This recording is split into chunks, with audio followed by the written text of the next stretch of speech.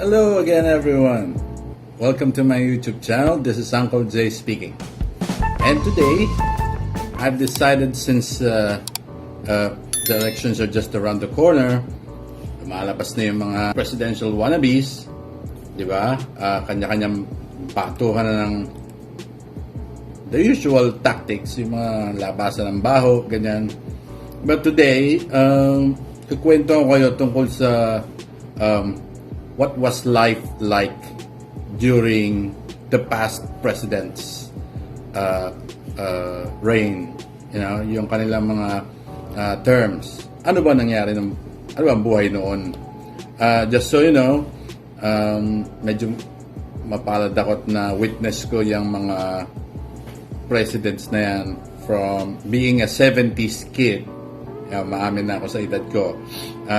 Being a 70s kid, na-witness ko from President Marcos, President Cory, President Ramos, President Erap, President GMA, President Noynoy, and the current President Duterte.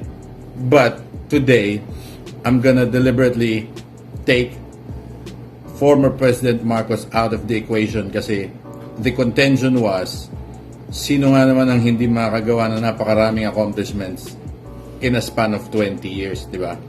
So, let's take him out of the equation para fair game. Lahat ng presidents, tiga-6 na taon, or more, or less, for some people. Yeah. And let's see how they fared during their terms. Gumanda ba ang buhay? Lagapak ba ang buhay? And then you decide kasi nga, especially this is intended for our newest generation, the Gen Z babies. Now, for the first time, most of them, this will be their first time to cast their votes on a national level. So, I hope makatulong ito sa inyo para mapagdesisyonan kung sino ang hahawak ng future ninyo sa pagpili nyo sa susunod na Pangulo ng Bansa. So, let's go. Alright, so the first on the list is President Cory Aquino.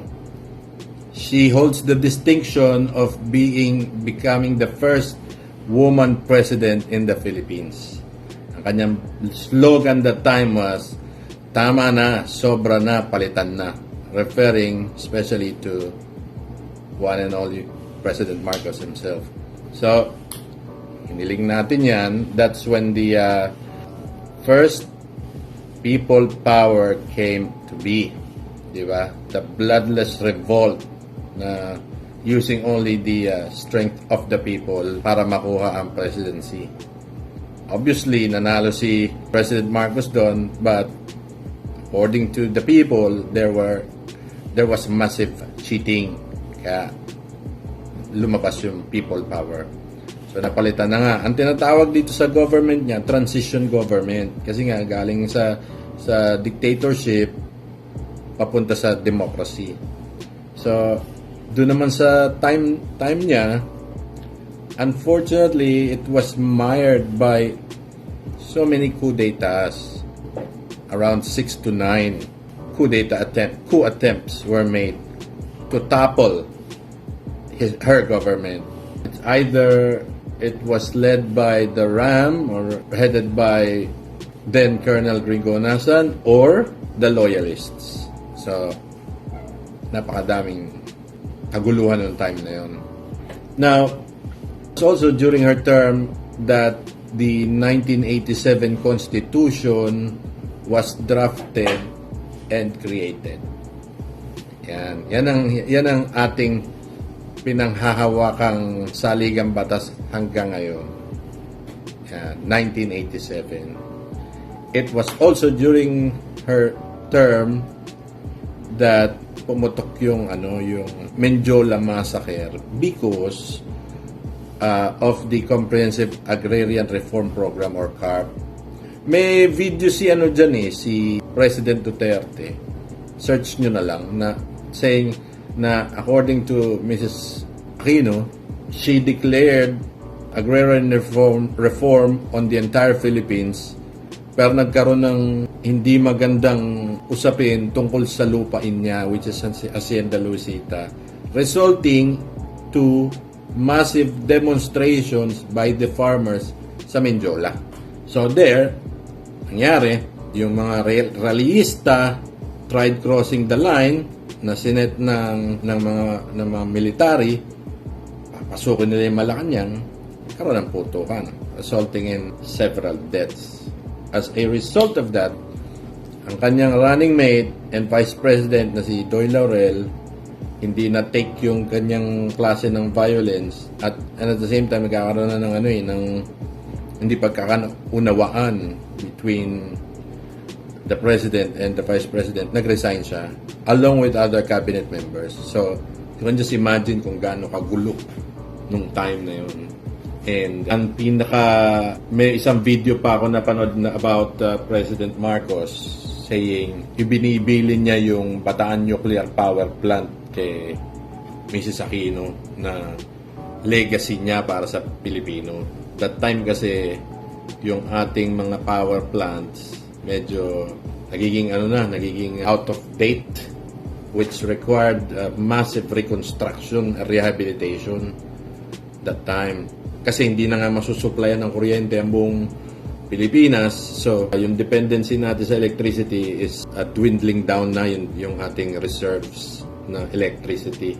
Pagkatapos, hindi naman sinunod ang pagko-commission ng Bataan Nuclear Power Plant, citing safety reasons or whatever. Basta, ang bottom line, hindi siya na-commission or hindi siya na-activate. As a result, bagsak pa yung mga power plants natin. Ang resulta, massive brownouts between 7 hours to 12 hours every day. Especially sa NCR. Diba? You could just imagine yung mga industries na dependent sa kuryente, todas. Particular na yung Magnolia ice cream. Yung mga ice cream. Lahat ng dairy products, lahat ng cold cuts, bagsak. May domino effect yan, di ba? Bagsak lahat. Di ba? Foreign investments was down. Talaga. Big time numbers, negative tayo. Halos mag-negative tayo ang growth natin. Bagsak ang ekonomiya ng Pilipinas. It's time to stop!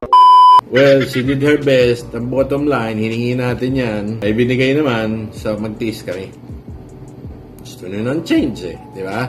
O yan, people power. O yan. So hanggang sa umalis na siya sa pwesto, there were some attempts, maliit lang, there were some attempts to run again for presidency pero hindi na pinayagan ng tao. So that was life like during President Cory Aquino's tenure as first woman president. Grade niya sa akin, she tried her best, pero hindi mataas ang grade. Yun na lang. Next in line was her anointed one. Di ba? Si President Fidel P. Ramos. Di ba? Medyo magulo na yan from the get-go kasi ang kanyang minamanok nung una. Her strategy, Cory Aquino's strategy as the one who would choose her successor was from their, di ba? From their party. Which is Joe De Venecia. But in the end, she chose Fidel Ramos. But that said, naihalal si President Ramos and happy to note that we were off to a great start. Diba? Paano nasolusyonan ang kakulangan sa kuryente? So he used his emergency powers, diba? In asking for the Congress to, gusto nyo masolusyonan yan, bigyan nyo ako ng emergency powers. Binigyan naman siya. So pumasok tayo sa isang kasunduan, I think from an Argentinian utilities company. Kasunduan, bigyan mo kami ng kuryente as soon as possible at wag mo muna kami sisingilin for a period of 10 years. I will go to that point later on. Medyo masalimuot kasi yan. So in other words, nagkaroon ng kuryente that time. Wala ang brownout, sumigla ang buhay. At one point, investments were back. magandang pagkakabenta niya sa atin sa international market, naniwala ang mga investor at pumasok ang mga foreign investments. At one point, we were referred to as the economic marvel or as the Asian Tiger Cub or as the next Asian Tiger economy. Maganda ang pasok ng termino niya. Sabi nga ng Newsweek that time, in 3 years, President Ramos achieved what Taiwan and Korea took 2 decades to do. Ganyang katindi ang atake ng Pilipinas noon. Nice. Nag-triple nga ang economic growth nung nasa first half siya ng kanyang reign as president. Very popular siya noong time na yon.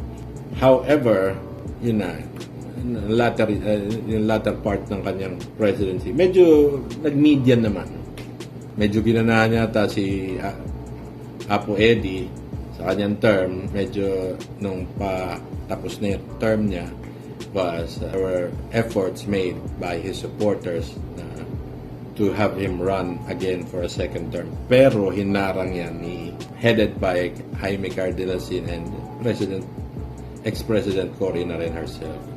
And in the end, he succumbed to the pressure kasi may large-scale protests na that time na hindi siya pinapayagan. So, he yielded. Pinayagan na niya na, dineclare na niya na he would not run. Overall performance niya was quite high. Medyo maganda. So, thumbs up ka doon. Although, merong